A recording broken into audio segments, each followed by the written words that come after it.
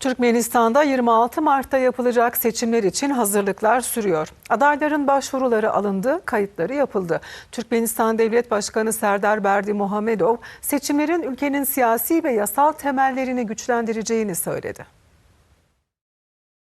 Türkmenistan Milli Meclisi 7. dönem milletvekilleri genel seçimleri ve şehir meclisi üyeleri seçimi 26 Mart 2023 tarihinde yapılacak. Merkez Seçim Kurulu'nun açıklamasına göre parlamentoda 5 yıl süreyle görev yapacak 125 milletvekili arasına girmek için 258 aday tescil edildi.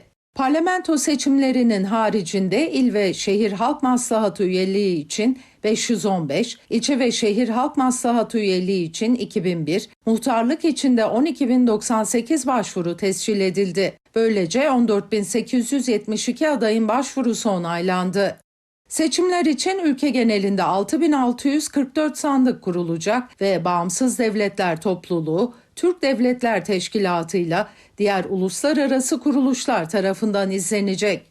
Türkmenistan Devlet Başkanı Serdar Berdimuhamedov, seçimlerin ülkenin siyasi ve yasal temellerini güçlendireceğini söyledi.